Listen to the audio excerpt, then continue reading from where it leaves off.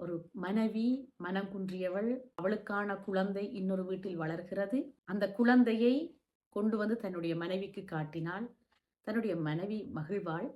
ஆனால் அந்த குழந்தையை தத்தெடுத்தவர்கள் அந்த குழந்தையை தரமாட்டார்கள். எப்படி அதை பெற்றுக்கொள்வது என்பது போல பல இடங்களில் ஒரு உண்மையான இயல்பான மனிதனாக நடித்திருப்பார் ரகுவரன். அவர் நடித்த சில படங்கள் நன்றாக ஓடாவிட்டாலும் அவருடைய நடிப்பில் நாங்கள் எந்த குறையும் சொல்லிவிட முடியாது.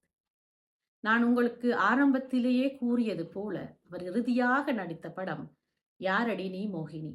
அதில் ஒரு தந்தையாக அவர் நடிக்கவில்லை, வாழ்ந்திருந்தார். காரணம், அவருக்கும் ஒரு ஆண் குழந்தை இருக்கிறது.